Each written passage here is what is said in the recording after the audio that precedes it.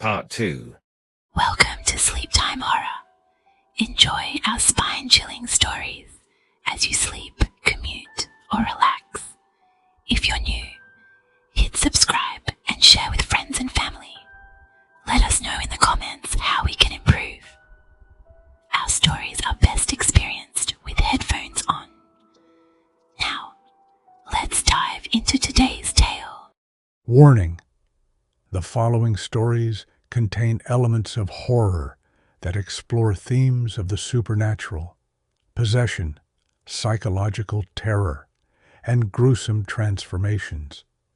They are intended for mature audiences and may not be suitable for those sensitive to graphic imagery or themes of death, entrapment, and eternal damnation. Listener discretion is advised.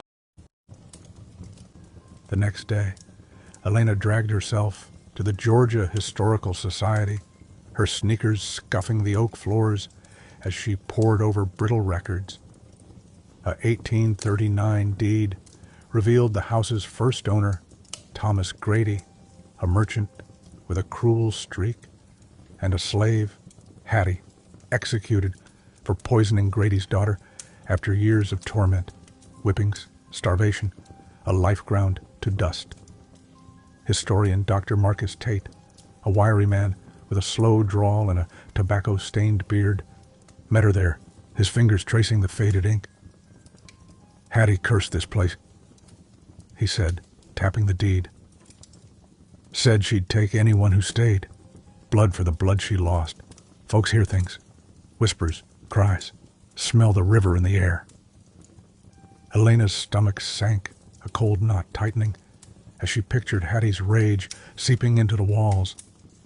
That night, she slept with Mia on a couch, a rosary clutched in her hand, its beads digging into her palm as she prayed. August 17th to 18th, 2015. The disappearance. The terror peaked, a crescendo of fear. August 15th. She's in my face now. Blood, over and over. Her nails scratched my arms. I felt it after, saw red marks. Mia won't sleep. August 17th. She's dripping wet, like she crawled out of the river. "You're next," she said. I smell blood now, thick and metallic. Carla, alarmed, offered her apartment, her voice firm over the phone. "Elle, get out, now." But Elena refused. Money was tight, the lease ironclad, and pride held her fast. On August 18th, Carla stayed over, sleeping in Mia's room. Her presence a fragile shield. At 3:33 a.m., a crash woke her. Elena's water glass shattered on the floor, jagged shards glinting in the dim light. The bed was empty, sheets tangled in a frantic knot. Mia, trembling, whispered, "Mommy's with the lady," her voice small and broken. Carla found Elena's notepad. August 18th, 2015. "She's taking me." Help, Carla called.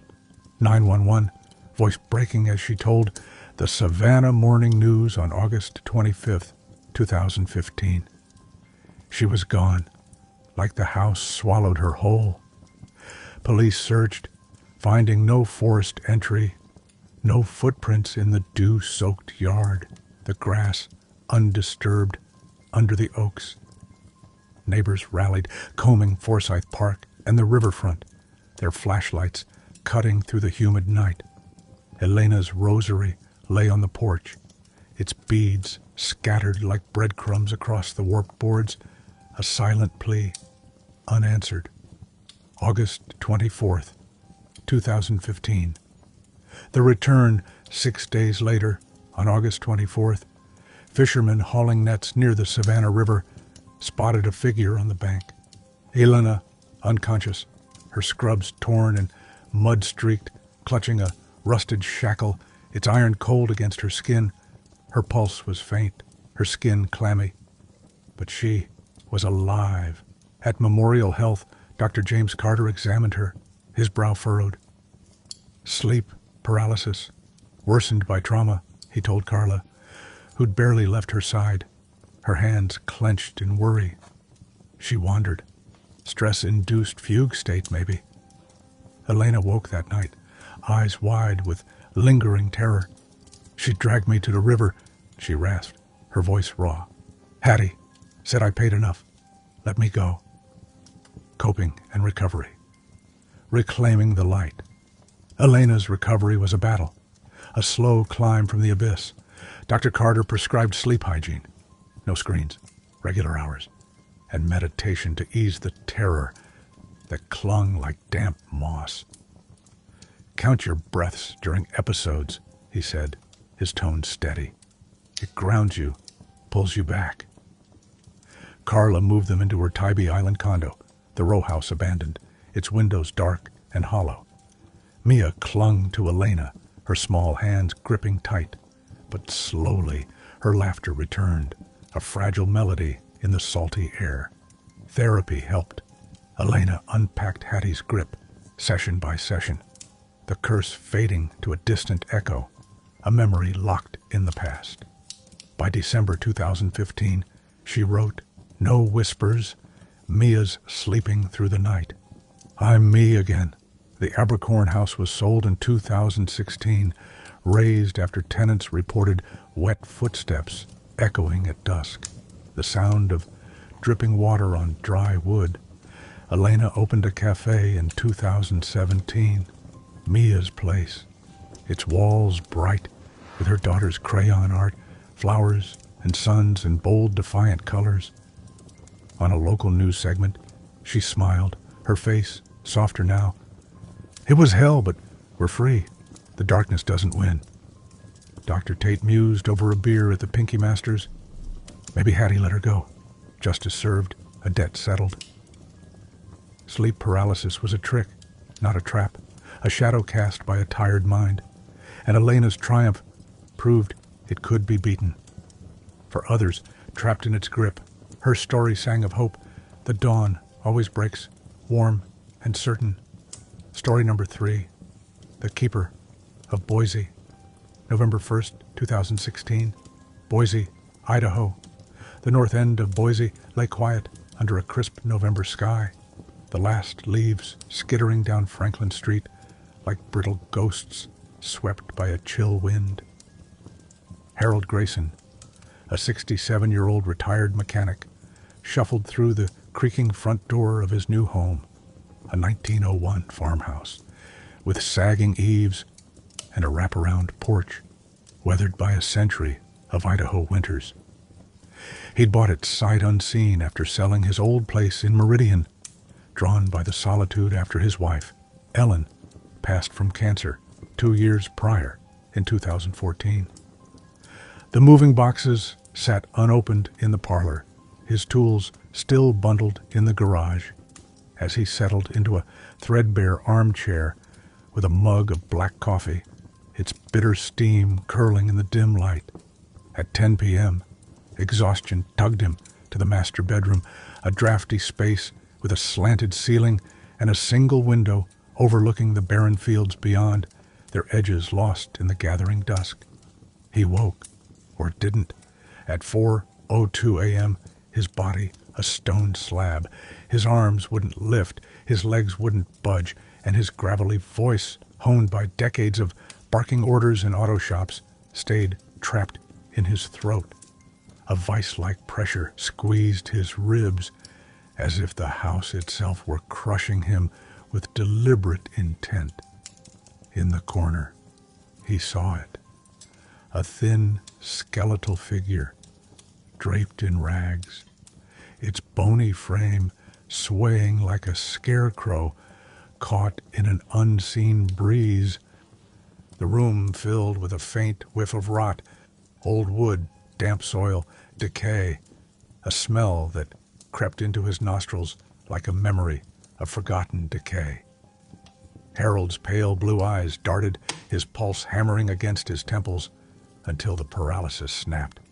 He lurched upright, fumbling for the leather-bound journal Ellen had given him years ago, its cover worn smooth by time. Journal entry, November 1st, 2016. Woke at 4 a.m. Couldn't move. Felt like a vice on my ribs. Saw something in the corner. Thin, bony, like a skeleton in rags. Smelled rot, like a barn left to ruin. Lasted a minute, maybe. Hands won't stop shaking. Harold knew sleep paralysis from a library book he'd skimmed after Ellen's sleepless nights. Your brain wakes, but your body stays locked in REM, atonia, a natural mechanism to prevent dream enactment. A 2011 Sleep Medicine Reviews study pegged it at 8% chronic, 40% occasional. Age, grief, and the move's upheaval made him a candidate, his body betraying him under the weight of change. Just my head playing tricks, he muttered, rubbing his stubbled jaw. The bristles coarse under his calloused fingers. But the farmhouse, perched near Table Rock's shadow, carried echoes of Boise's pioneer days, tales of settlers who'd starved or frozen in these fields, their bones claimed by the unforgiving earth. Harold had scoffed at such stories, dismissing them as old wives' tales. Until now. November 4th, 2016. The whisper begins. 3 nights later, it returned, sharper and more menacing. Harold had spent the day unpacking, his arthritic hands wrestling with boxes of socket wrenches and faded photos of Ellen, her smile frozen in time. He collapsed into bed at 11 p.m., the wind moaning through the eaves like a mournful song. At 3:58 a.m., the paralysis gripped him, the weight heavier, the air colder, prickling his skin with an unnatural chill. The skeletal figure loomed closer, its skull-like face a hollow mask, eyeless sockets fixed on him with an unyielding stare. A whisper rasped through the dark. Keeper takes all. The rot smell thickened, mingling with a hint of ash, like a fire long extinguished, its embers buried deep. Harold's mind clawed for escape, but his body stayed frozen, a prisoner in its own frame. When it released him, he stumbled to the kitchen, splashing whiskey into a glass, the amber liquid trembling in his grip, and wrote. Journal entry, November 4th, 2016. It's closer. A skull face, no eyes. Whispered, keeper takes all. Smelled rot and ash now. Stronger, felt like it was staring through me. I'm scared, Ellen. The next day, he called his daughter, Lisa, a 38-year-old teacher in Boise's West End. Over the phone, her voice crackled with concern through the static. Dad, you sound rough. Bad night? Harold recounted the episode, his tone gruff but shaky, betraying the fear he tried to bury. Lisa, practical like her mother, sighed. It's sleep paralysis, Dad. I read about it. Your brain's messing with you. Moving's stressful, and you're alone out there. She paused, her voice softening. Come stay with me a while. Harold grunted. I'm fine. His stubbornness a shield, but doubt gnawed at him like rust on old steel. He'd caught a glimpse of the figure's rags in the dawn light, tattered like homespun cloth from another era, frayed by decades of wind and despair.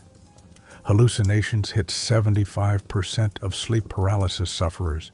Skeletal figures, voices. Per Dr. Ellen Wu in a 2016 KBOI interview, aired that fall. Fear makes them real, she'd said, her words clipped and clinical. Harold's keeper echoed pioneer lore he'd heard at the Boise depot during a rare outing. A settler who'd starved guarding his claim, vowing to keep it forever, his spirit bound to the land. But the ash, the whisper, they felt too rooted in the farmhouse's creaking bones, too tied to the earth beneath. November 8th, 2016. The grip tightens. The episodes grew relentless, a nightly siege on his sanity. November 6th. It's every night. The keeper's by my bed now. Takes all, it says. Smells like a grave. Wet dirt, old fire. I'm sleeping with the light on, but it doesn't help. November 7th felt its breath. Cold, stale. The floorboards creak when it moves, like it's pacing. Harold withdrew, skipping his usual coffee runs to Moxie Java, his gray hair uncombed, his flannel shirts rumpled and stained with sweat.